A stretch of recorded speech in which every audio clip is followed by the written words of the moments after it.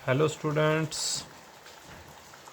तो आज हम फिर से एक महत्वपूर्ण क्वेश्चन पढ़ने जा रहे हैं जो कि 3 मार्क्स के लिए आपके एग्ज़ाम में पूछा जाएगा। ठीक है, तो बेटा आज हम पढ़ने जा रहे हैं यूलर फंक्शन के बारे में। यूलर फंक्शन क्या होता है? यूलर फंक्शन के बारे में पढ़ेंगे बेटा। यूलर फंक्शन क्या होता है? ठीक है, the Euler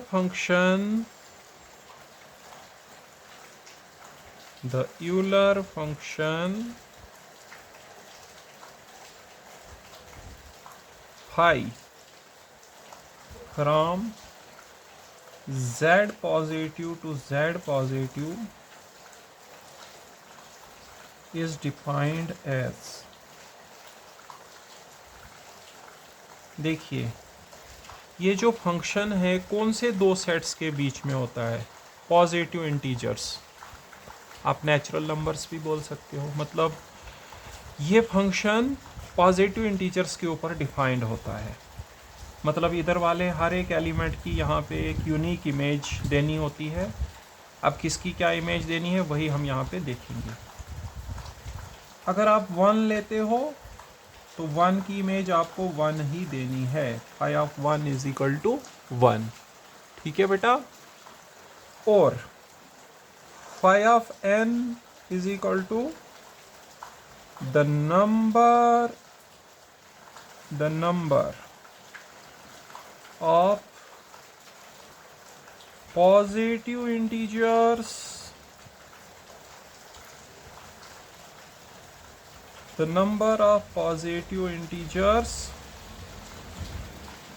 less than n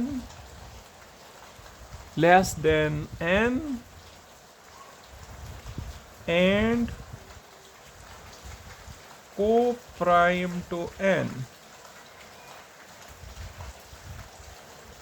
if n is greater than 1। तो बेटा यूलर फंक्शन कौन से दो सेट्स के बीच डिफाइंड होता है? z प्लस और z प्लस, मतलब पॉजिटिव इंटीजर्स के ऊपर ये फंक्शन डिफाइंड होता है। तो सबसे पहला पॉजिटिव इंटीजर 1 है, 1 का इमेज आपको 1 ही देना है। और अगर आप कोई भी पॉजिटिव इंटीजर लेते हो बेटा 1 से बड़ा, तो उसका इमेज आपने क्या देना है? जितने भी इंटीजर्स उससे छोटे हैं और उसके साथ को प्राइम हैं। को प्राइम मतलब जिनका HCF क्या होता है? 1। उन नंबर्स को हम बोलते हैं को प्राइम नंबर्स। एग्जाम्पल दिखाते हैं। जैसे मान लो आपको फाई ऑफ 8 निकालना है। ठीक है, तो आप क्या ढूंढोगे? कितने ऐसे पॉजिटिव इंटीजर हैं जो 8 के साथ को प्राइम हैं और 8 से छोटे हैं? सबसे पहले 1 और 8 का हाईएस्ट कॉमन फैक्टर 1 होता है, तो 1 आएगा इसके साथ को प्राइम। 2 नहीं आएगा, 3 आएगा, 3 उसके बाद 4 नहीं आएगा, 5 आएगा और 7 आएगा। तो 4 ऐसे पॉजिटिव इंटीजर हैं जो इससे छोटे हैं और इसके साथ को प्राइम है। कौन कौन है वो? 1, 3, 5 एंड 7। सो इसका यूलर फंक्शन आएगा 4। मतलब इसकी इमेज अंडर यूलर फंक्शन कितनी आएगी? 4। अब यहाँ पे एक नोट लिखाते हैं। नोट में देखिए हम क्या लिखेंगे। देखिए फाई ऑफ p जो है ये हमारे पास होता है p-1। फाई ऑफ p होता है p-1 where p is prime, where p is prime। अगर आप प्राइम नंबर का यूलर फंक्शन निकालोगे तो वो आता है p-1। एग्जाम्पल के तौर पे आप फाई ऑफ 11 निकालिए। तो 11 से छोटे जो भी हैं पॉजिटिव इंटीजर और 11 के साथ को प्राइम है, 1 भी है, 2 भी, 3, 4, 5, 6, 7, 8, 9, 10, सारे के सारे इससे छोटे और इसके साथ को प्राइम है। तो इसका यूलर फंक्शन आएगा 11 - 1 10। ठीक है, आप देखिए इस नोट में ये पहला पॉइंट था। दूसरा पॉइंट भी बताता हूं इस नोट में बेटा। देखिए क्या होता है कि एवरी पॉजिटिव इंटीजर n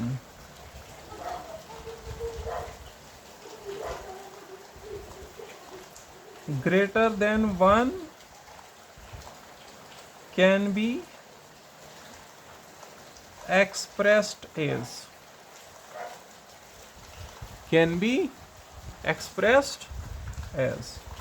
देखो कोई भी पॉजिटिव इंटीजर जो एक से बड़ा होगा उसको हम ऐसे लिख सकते हैं p1 raise to power alpha 1 into p2 raise to power alpha 2 p3 raise to power alpha 3 so on pk raise to power alpha k। ठीक है, ये actually fundamental theorem of arithmetic fourth semester में number theory में होता है कि हर एक positive integer को उसको लिखा जा सकता है product of primes.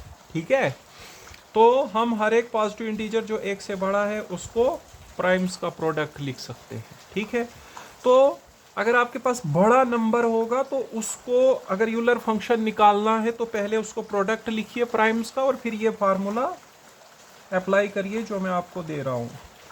n into 1 minus 1 by p1 into 1 minus 1 by p2 so on 1 minus 1 by pk। Example से समझते हैं बेटा। देखो अगर छोटा नंबर है तो वहाँ पे आप देखेंगे कि कितने उससे छोटे हैं जो उसके साथ को प्राइम है, वो तो पता चल जाएगा, आप ऐसे चेक करोगे। ठीक है, प्राइम है तो फिर आएगा p माइनस 1, लेकिन अगर बड़ा नंबर है तो वहाँ पे चेक करना थोड़ा मुश्किल होता है, तो ये फार्मूला बड़े नंबर्स के लिए है। मान लो आपको 5/36 निकालना है। ठीक है, कि कितना आता है, पहले आप 36 के प्राइम फैक्टर्स निकालो। ठीक है, यहाँ पे दिखाता हूँ। 36 को पहले 2 से कर लो, 2 18 जार हो गया 36, 2 9 जार 8, 3 3 जार 9। तो इसके प्राइम फैक्टर्स दो बारी आ रहा है और 3 भी 2 बारी आ रहा है। तो अगर हमें इसका फाई निकालना है तो फार्मूला लगाएंगे, पहले लिखना है n है 36, 1 माइनस 1 बाई पहला प्राइम इसमें है 2 और दूसरा प्राइम है इसमें 3।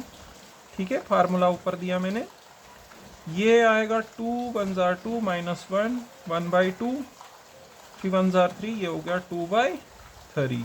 ठीक है, 2 और 3 हो गए 6, 6 6 जार 36, तो 6 2 जार 12, 5/36 कितना आएगा 12। 12 ऐसे पॉजिटिव इंटीजर्स हैं जो 36 से छोटे हैं और 36 के साथ को प्राइम है। ठीक है बेटा, यहाँ पे हमने ठीक किया, ये बना 1/2 और इधर आया 2/3, 3 2 जार 6, 6 6 जार 36। ठीक है, ओके स्टूडेंट्स, अब मैं बता रहा था जो आपको 4 नंबर का सवाल आएगा वो देखिए क्या आ सकता है। ठीक है, वो अब हम पढ़ेंगे। ठीक है, तो वो जो 4 नंबर का क्वेश्चन आपके पेपर, 3 नंबर का क्वेश्चन आपके पेपर में आएगा 4 नंबर वाली सेक्शन में, ये 3 नंबर वाली सेक्शन में वो क्या आएगा। ठीक है,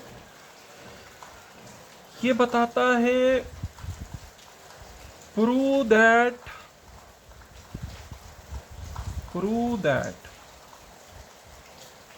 the number of generators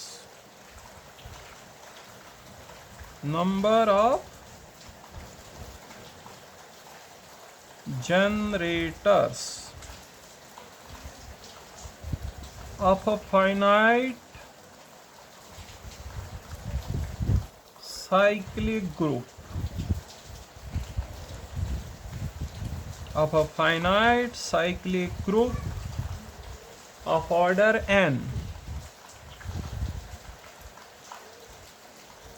is prove that the number of generators of a finite cyclic group of order n is phi of n where phi of n is the number of positive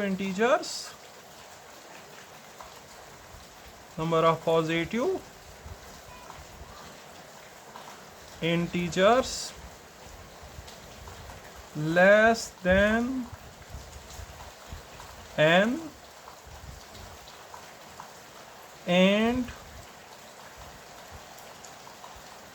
co-prime to n। बेटा क्या बोलता है कि अगर हमारे पास एक finite cyclic group है, उसके कितने जनरेटर होंगे? तो उसके जनरेटर होते हैं बेटा, फाई ऑफ एन निकाल लो, उसके ऑर्डर का यूलर फंक्शन निकाल लो, जो भी उस ग्रुप का ऑर्डर है उसका क्या निकाल लो, फाई। ठीक है, जो भी उसके ग्रुप के ऑर्डर का आएगा यूलर फंक्शन, उतने होंगे उसके जनरेटर्स। कोई मगर फाइनाइट साइक्लिक ग्रुप होना चाहिए।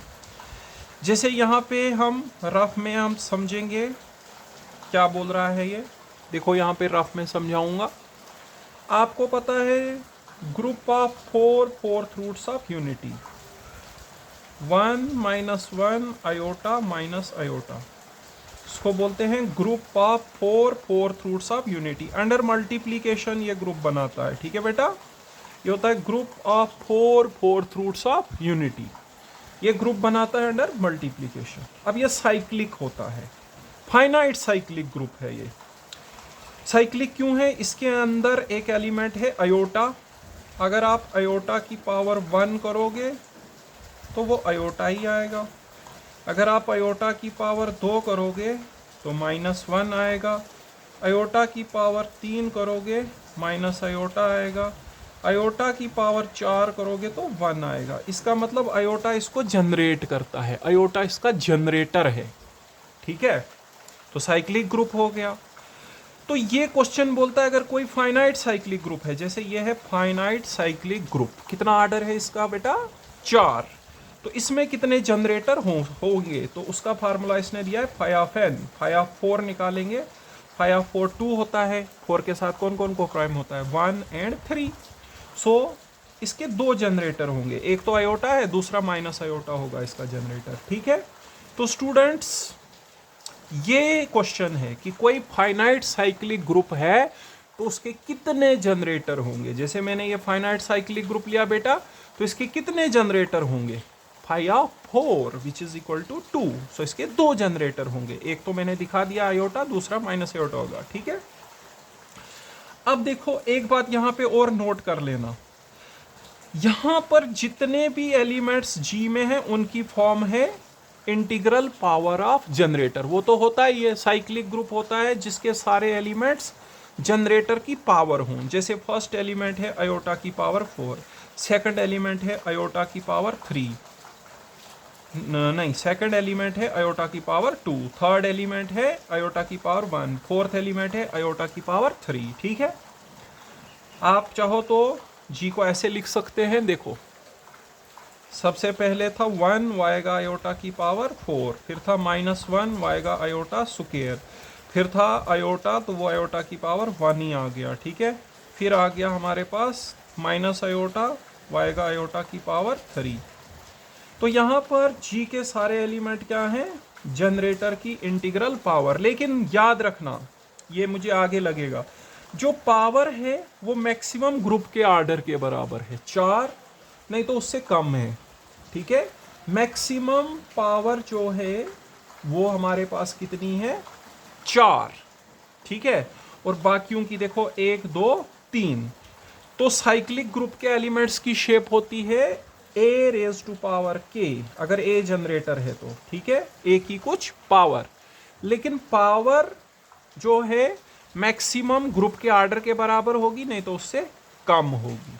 सही बात है, ध्यान में रखना। ठीक है, ओके स्टूडेंट्स, यहाँ पे मैंने आपको बताया था कि देखो जो ये क्वेश्चन है ये क्या बता रहा है। अगर हमारे पास एक फाइनाइट साइक्लिक ग्रुप है, जैसे ये है फाइनाइट साइक्लिक ग्रुप, इसके कितने जनरेटर होंगे? Phi of order of this group which is 4. So phi of 4 is 2 and hence this group has 2 generators. और यहाँ पे एक चीज मैंने आपको दिखाई आयोटा इसका जनरेटर थे तो सारे एलिमेंट्स आयोटा की पावर थे, मतलब every element is in the form of A raise to power K. और ये जो के है ये मैक्सिमम ग्रुप के आर्डर के बराबर है, नहीं तो उससे कम है, ये ध्यान रखना, ठीक है। अब हम इसका प्रूफ करते हैं बेटा, ठीक है। ओके स्टूडेंट्स, तो प्रूफ की तरफ चलते हैं। तो इसमें देखो हम किस तरह से इसका प्रूफ करेंगे, ठीक है। इसका प्रूफ करेंगे बेटा, तो सबसे पहले तो भाई हमारे को एक फाइनाइट साइक्लिक ग्रुप लेना पड़ेगा। Let G be a finite cyclic group generated by A. Let G be a finite cyclic group generated by A, ठीक है। मतलब A उसका जनरेटर है, तो फिर ग्रुप का ऑर्डर और जनरेटर का ऑर्डर बराबर होगा। ये हमारे पास थ्योरम होती है फोर्थ सेम में, ठीक है। Order of cyclic group is equal to order of its generator, ठीक है। अब देखो, बिकॉज जी क्या है बेटा, cyclic group generated by A, तो हर एक एलिमेंट क्या होगा, इंटीग्रल पावर ऑफ ए होगा ना। देयरफॉर एवरी एलिमेंट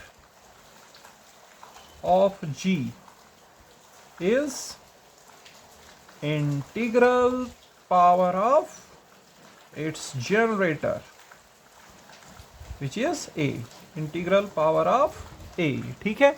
हर एक एलिमेंट जो जी का होगा उसकी कैसी शक्ल होगी, A raise to power some integer, A raise to power some हम इंटीजर। तो हम एक एलिमेंट ले लेते हैं इसका, let A raise to power K belongs to जी।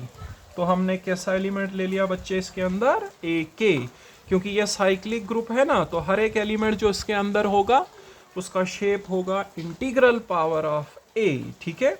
अभी तक क्या क्या किया हमने, सबसे पहले एक फाइनाइट साइक्लिक ग्रुप ले लिया जी और उसका जनरेटर है ए, ठीक है। क्योंकि जी साइक्लिक ग्रुप जनरेटेड बाय ए है तो हर एक एलिमेंट जो इसका होगा वो इस प्रकार का होगा, ए रेज टू पावर के, ठीक है। अब देखो हमने एक थ्योरम और पढ़ा हुआ होगा आप लोगों ने, ऑर्डर ऑफ ए के अगर हम निकालें, order of A raise to power K, तो वो होता है order of G divided by G C D of N and K. ये भी फोर्थ सेम में एक थ्योरम है, ठीक है। तो जो ए के एलिमेंट जी के अंदर है बेटा, उसका ऑर्डर अगर आप निकालना चाहो तो ये फार्मूला है निकालने का, ठीक है। और ऑर्डर ऑफ जी कितना है, एन, तो N divided by G C D of N and K, ठीक है। इसको हम रखेंगे फर्स्ट इक्वेशन। पहले तो हमने जी के अंदर भैया एक एलिमेंट ले आए, किस प्रकार का, ए रेज टू पावर के, और उस ए रेज टू पावर के का अगर ऑर्डर निकालना है तो ये है formula, N divided by G C D of N and K, ठीक है। अब देखो हम ढूंढना चाहते हैं जी में कितने जनरेटर हैं, तो जी के एलिमेंट तो एक एक ही फॉर्म में है, तो अगर किसी एलिमेंट को जनरेटर बनना है तो हमें पता है ग्रुप का ऑर्डर जनरेटर के ऑर्डर के बराबर होना चाहिए। तो एक एक ऑर्डर ये है ना, ये n होना चाहिए क्योंकि ग्रुप का ऑर्डर कितना है, n। तो इस एक एक को अगर जनरेटर बनना है बेटा तो इसका ऑर्डर भी n होना चाहिए। इट मीन्स ये डिनोमिनेटर जो है इसकी वैल्यू 1 होनी चाहिए, सही बात है। तभी जाके एक एक ऑर्डर n हो जाएगा और एक ये बन जाएगा जनरेटर। हम लिखेंगे because the order of a cyclic group, the order जो कि मैंने स्टार्टिंग में भी इस क्वेश्चन में लिखा था, the order of a cyclic group is equal to the order of its generator is equal to the order of its generator, ठीक है। Therefore a raised to power k is generator of G if order of ak is equal to n। देखो बेटा, हम ढूंढ रहे हैं G के अंदर कितने जनरेटर हो सकते हैं। सबसे पहले हमने G के अंदर के एलिमेंट्स की शेप कैसी दिखाई, a raise to power k। a उसका ऑलरेडी हमने एक जनरेटर लिया हुआ है, नहीं तो उसके बगैर काम नहीं चलेगा, ठीक है। तो अब कोई भी एलिमेंट G के अंदर जो है उसकी शक्ल होगी a raise to power k, और किसी भी a raise to power k जो कि G का एलिमेंट है उसका ऑर्डर निकालने का ये फार्मूला है, ये हमारे पास एक थ्योरम है, ठीक है। n होता है ग्रुप का कितना ऑर्डर है, और डिवाइड कर लो उसको ग्रुप और जो ये एलिमेंट की पावर है इनके HCF के साथ, ठीक है, उतना होगा उस एलिमेंट का ऑर्डर। अब देखो, अगर किसी एलिमेंट को जो G के अंदर है उसको जनरेटर बनना है तो उसका ऑर्डर ग्रुप के ऑर्डर के बराबर होना चाहिए, क्योंकि ये हमारे पास थ्योरम है, order of cyclic group is equal to order of its generator, ठीक है। तो उसका ऑर्डर n आना चाहिए, क्योंकि ग्रुप का ऑर्डर n है, वही मैंने यहां पे लिखा। तो इसलिए ये जो n के है ये जब 1 हो जाएगा तभी एक एक ऑर्डर कितना होगा, n। Therefore from first we have, तो बेटा हमारे पास क्या आएगा, ये n तब बनेगा ना जब GCD ऑफ n और k कितना होगा, 1, ठीक है। जब n और k आपस में होंगे को प्राइम, उनका GCD मतलब HCF 1 होगा, तो एक एक ऑर्डर n बन जाएगा, मतलब ग्रुप के ऑर्डर के बराबर हो जाएगा, और एक बन जाएगा जनरेटर ऑफ G, ठीक है। इसका मतलब जो जो एलिमेंट की जो पावर है ना, G के एलिमेंट जो A के फॉर्म में है, जिस जिस की पावर n के साथ को प्राइम है, मतलब जो जो एलिमेंट्स n के साथ क्या है, को प्राइम और n से छोटे हैं। याद करो, मैंने पीछे आपको दिखाया था G के एलिमेंट कैसी फॉर्म में होते हैं, A के, वहां लिखा था हमने आयोटा की पावर 4, आयोटा की पावर 3। मैंने बोला था ये जो एलिमेंट्स हैं ये होंगे A के फॉर्म में, लेकिन पावर जो है मैक्सिमम ग्रुप के ऑर्डर के बराबर होगी, नहीं तो उससे कम होगी। तो यहां भी A के फॉर्म में है तो K मैक्सिमम n होगा, नहीं तो उससे छोटा होगा, ठीक है। साथ ही को प्राइम होना चाहिए, तो मतलब जो जो पॉजिटिव इंटीजर्स n के साथ क्या होंगे, को प्राइम और n से होंगे छोटे, ठीक है, वो हमारे पास क्या होंगे, इसके जनरेटर हो सकते हैं, वो उतने इसके जनरेटर हो सकते हैं, सही बात है। तो हमारे पास हम यहां पे लिखेंगे देयरफॉर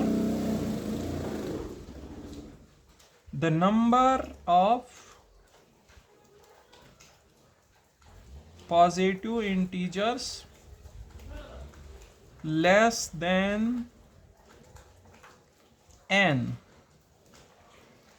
अब देखो k तो आप n नहीं रखोगे ना, इक्वल टू n नहीं रखेंगे, क्यों, अगर मान लो ग्रुप का ऑर्डर 5 है तो पावर भी 5 रखोगे, फिर उनका GCD कहाँ 1 आएगा, वो तो 5 आएगा। तो अब यहाँ पे लेस रखना है। ऐसे कोई साइक्लिक ग्रुप है उसके एलिमेंट्स की शेप होती है AK, जैसे हमने पीछे group of 4 fourth roots of unity लिया था, कैसी शेप थी, iota 4, iota cube, iota square, iota 1।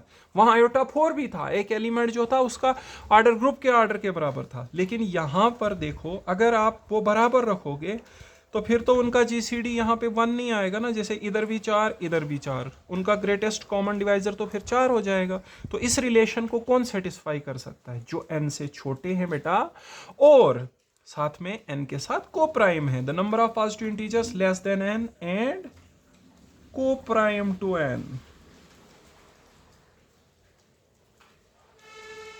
Will satisfy, मतलब यहां पर कौन कौन सेटिस्फाई कर सकता है, जो n से छोटा होगा और n के साथ को प्राइम होगा। k की क्या क्या वैल्यू हम यहां पे डाल सकते हैं, जो जो n से छोटी होगी और n के साथ क्या होगी, को प्राइम, क्योंकि यहां पे देखो जब को प्राइम होगा तो डिनोमिनेटर 1 बनेगा ना, और AK का ऑर्डर n के बराबर होगा, मतलब ग्रुप के ऑर्डर के बराबर होगा, और AK बन जाएगा जनरेटर, क्योंकि जनरेटर का ही ऑर्डर ग्रुप के ऑर्डर के बराबर होता है। साथ ही ये जो k है ये मैक्सिमम ऐसे n तक होता है, लेकिन फिर कोप्राइम की कंडीशन फेल हो जाएगी n पे, इसलिए इसको हम लेस देन n रखेंगे। Will satisfy the relation first. ठीक है, तो अब देखिए यहां पे कौन कौन से तो इसका मतलब कितने वैल्यूज इसको सेटिस्फाई कर सकती हैं जो n के साथ कोप्राइम है और n से छोटी है। लेकिन याद होगा आपको, number of positive integers less than n and coprime to n जो होता है वो होता है यूलर फंक्शन ऑफ n। ठीक है, तो हम बोलेंगे फिर कितने जनरेटर हैं g के। Therefore the number of generators of g, the number of generators of g is equal to phi of n। कितने जनरेटर होंगे g के? Phi of n। Phi of n क्या है? Euler function of n। देखो एक minute में revise कर लेते हैं।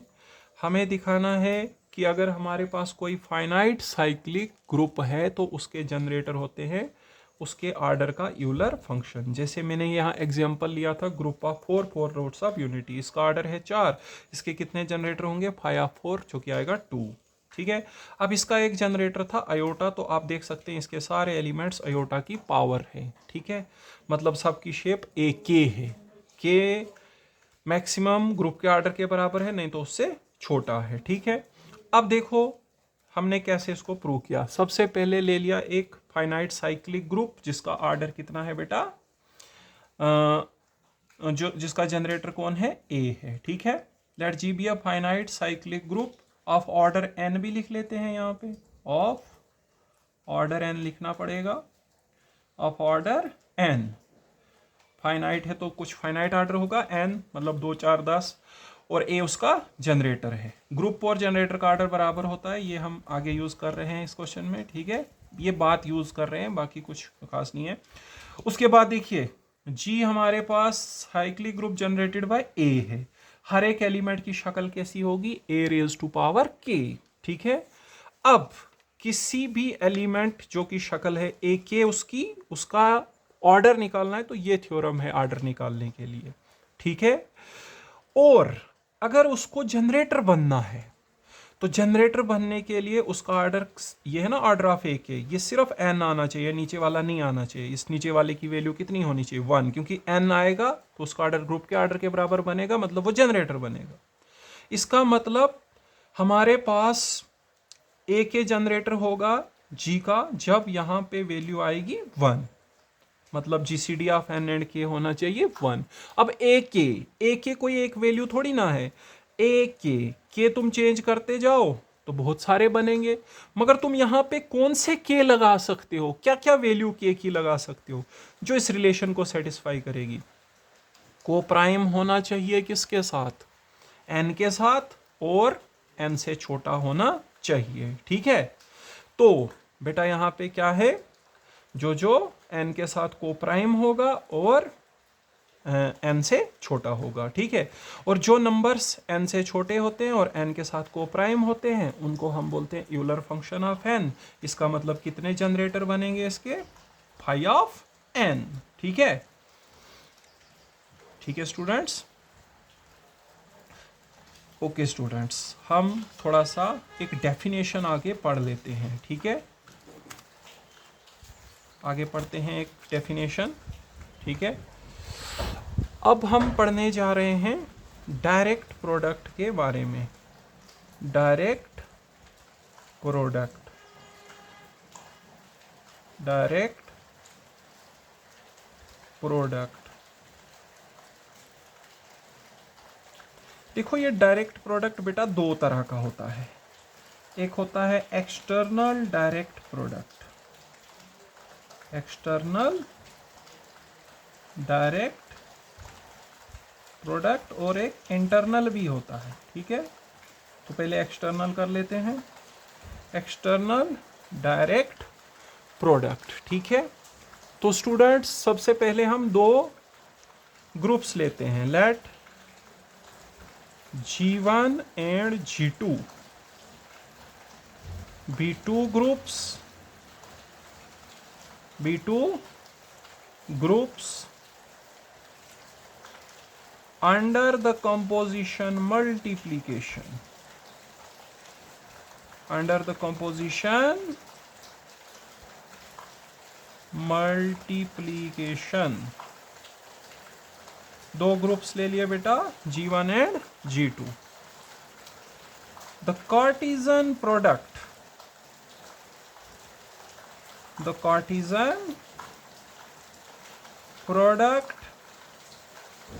of G1 and G2 is denoted by G1 cross G2 and is defined as. देखो, अगर तुम्हारे पास दो ग्रुप्स हैं G1 और G2, तो उनका जो कार्टेशियन प्रोडक्ट होता है उसको हम लिखते हैं G1 क्रॉस G2 से. ठीक है, वो G1 क्रॉस G2 जो है वो हमारे पास क्या होता है, एक सेट होता है इस तरह से x y, such that x हमने G1 से लेना है और y किससे लेना है, G2 से. एक्चुअली ये जो कार्टेशियन प्रोडक्ट है इसी को हम एक्सटर्नल डायरेक्ट प्रोडक्ट बोलते हैं. ठीक है, आगे हम देखेंगे. ठीक है, अब देखो ये जो हमारे पास डायरेक्ट ये जो है Cartesian product of G1 and G2, अब ये under the operation of multiplication group बनाएगा और इसी कार्टेशियन प्रोडक्ट को ही हम क्या बोलते हैं, एक्सटर्नल डायरेक्ट प्रोडक्ट या सीधे डायरेक्ट प्रोडक्ट. ठीक है, अब इसके ऊपर जो मल्टीप्लीकेशन है वो किस तरह से डिफाइंड है. लेट दो एलिमेंट ले लेते हैं और फिर दिखाएंगे कैसे करना है multiply. Let x1 y1 and x2 y2 belongs to G1 cross G2. Full stop. We define the operation of multiplication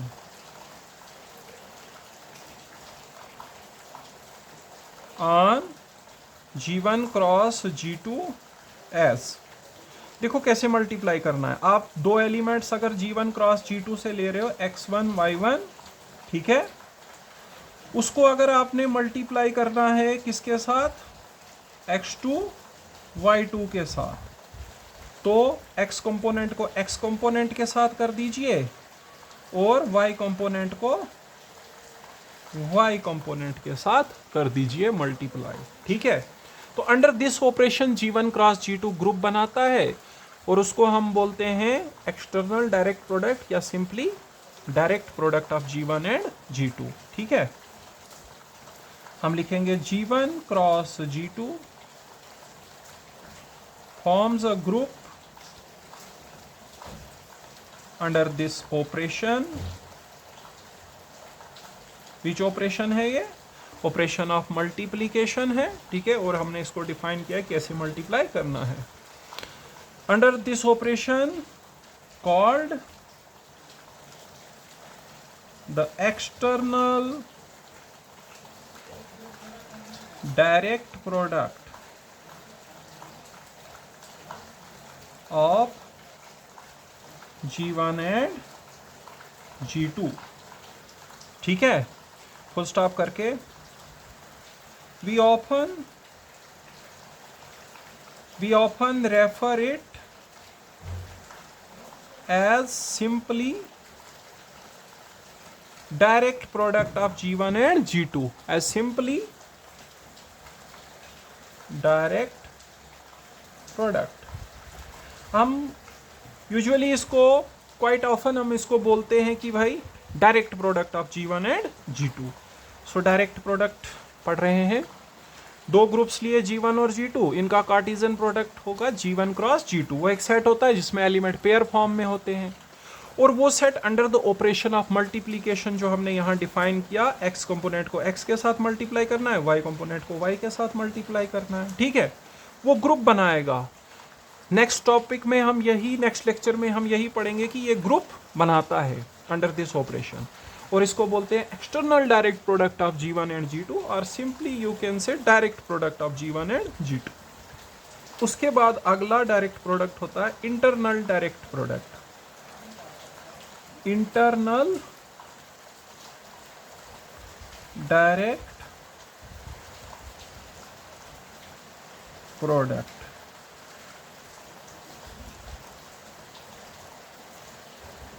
internal direct product. तो इंटरनल डायरेक्ट प्रोडक्ट में देखो क्या होता है, a group G, a group G is said to be the internal direct product, is said to be the internal direct product of its subgroups H and K if, देखो अगर तुम्हारे पास कोई group है G, उसको बोलेंगे वो internal direct product है उसके दो सब ग्रुप्स H और K का, जब कुछ कंडीशन सेटिस्फाई होती है। पहली कंडीशन है every element of H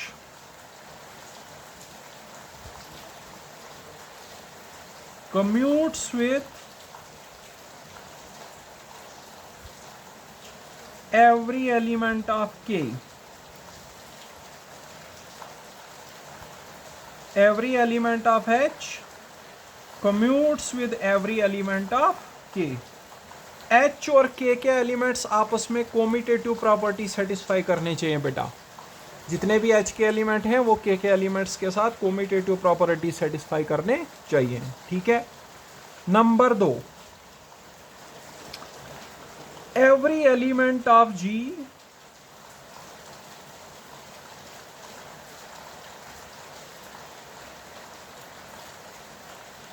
can be uniquely expressed as the product of an element of H, of an element of H with an element of K। हर एक element जो group का है उसको हम कैसे एक्सप्रेस कर पाने चाहिए, उसको हम लिख पाने चाहिए एक एलिमेंट H और एक एलिमेंट K का प्रोडक्ट। H और K का एक एक एलिमेंट लेके जो प्रोडक्ट करके आएगा वो बनना चाहिए G का एलिमेंट। हर एक एलिमेंट जो G का है वो होना चाहिए product of an element of H with N element of K, और ये भी यूनिकली। एक एलिमेंट को आप एक ही तरीके से ऐसे लिख पाने चाहिए, एक से ज़्यादा तरीकों से नहीं लिख पाने चाहिए। तो इंटरनल डायरेक्ट प्रोडक्ट किसी ग्रुप को बोलेंगे वो अपने दो सब ग्रुप्स H और K का इंटरनल डायरेक्ट प्रोडक्ट है, जब H के सारे एलिमेंट K के एलिमेंट्स के साथ कम्यूट करेंगे, मतलब वो आपस में कोमिटेटिव प्रॉपर्टी सेटिस्फाई करेंगे, और ग्रुप का हर एक एलिमेंट जो है उसको हम लिख पाने चाहिए as the product of an element of H with the element of K, और वो भी यूनिकली। ओके स्टूडेंट्स, इस लेक्चर में हम यहीं तक पढ़ेंगे। नेक्स्ट लेक्चर में हम प्रूव करेंगे कि ये जो G1 क्रॉस G2 होता है, मतलब external direct product of G1 and G2, वो ग्रुप बनाता है under the operation of multiplication. Okay, thank you students.